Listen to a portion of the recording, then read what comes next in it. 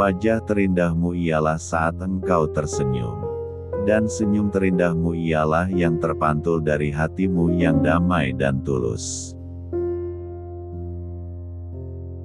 Revolusi mental, menurutku, mesti dimulai dari mental para pemimpin. Santri bukan yang mondok saja, tapi siapapun yang berakhlak seperti santri, dialah santri.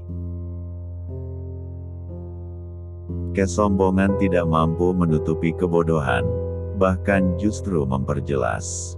Kebodohan hanya bisa terkikis oleh kerendahan hati untuk terus belajar.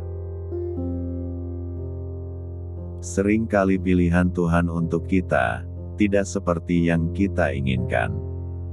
Baru belakangan kita ketahui bahwa pilihannya lah yang terbaik.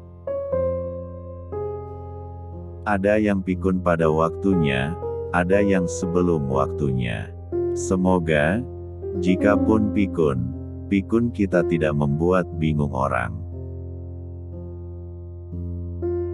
Membersihkan hati, mempercantik diri. Kata orang bijak, orang yang suka mencela orang lain adalah orang yang paling banyak celanya. Pembuli ibarat orang yang melempar batu ke dalam sumur. Ia hanya ingin mendengar suara kecipak saat batunya menyentuh air. Jadilah sumur yang dalam.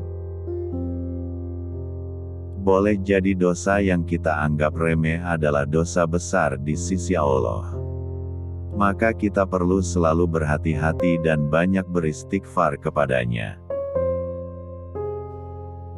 Apa yang tidak mengingatkanmu kepadanya? Lalu apa yang membuatmu lupa?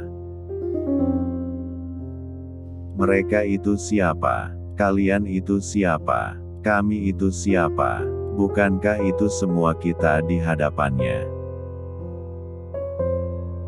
Menurut Rasulullah SAW, orang mukmin yang paling sempurna imannya dan paling dekat dengan beliau kelak di hari kiamat ialah orang yang paling bagus budi pekertinya. Bila sebelum menghina hamba Allah kita mengingatnya, insya Allah kita tidak akan pernah menghinanya. Maka marilah memperbanyak zikir kepadanya. Jangan kamu rusak nasihat dan kritikmu dengan merendahkan orang yang kamu nasihati. Bersyukurlah ditakdirkan menjadi orang beragama dan beriman. Beragamalah dengan gembira. Setiap orang memiliki kelebihan dan kekurangan. Kita bisa memperoleh manfaat dari kelebihan orang dan mengabaikan kekurangannya. Banyak orang yang kondisi kehidupannya lebih buruk dari kita dan bahagia. Sebaliknya banyak orang yang kondisi kehidupannya lebih baik dari kita tapi menderita. Anak muda selalu punya cara untuk membuat tema yang menggelitik. Mensyukuri anugerah tidak cukup dengan ucapan, tapi terutama dengan mempergunakan anugerah itu semestinya. Kita diperintah berikhtiar, namun berhasil atau tidaknya ikhtiar kita ada di tangan Allah. Maka kita tidak boleh lupa memohon pertolongan kepadanya. Kesibukan kita melihat kekurangan dan kesalahan orang lain bisa membuat kita lengah terhadap kekurangan dan kesalahan diri sendiri. Kita perlu berusaha selalu berbuat baik kepada hamba Allah, bukan demi mendapatkan balasannya, tapi demi mendapatkan ridhonya.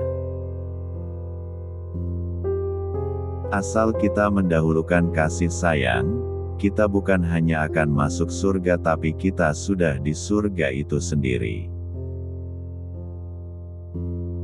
Sebesar apapun masalah kita, akan terasa kecil bila kita benar-benar yakin mempunyai. Apapun sebabnya, kebencian kepada sesama hamba Allah hanya akan merugikan diri sendiri. Bersikap baik dan berhati-hati terhadap Allah itu termasuk tidak bersikap sembrono terhadap hamba-hambanya. Tak ada gunanya kita menyebar aib atau keburukan orang, menutupinya justru bermanfaat bagi kehidupan kita di akhirat, insya Allah.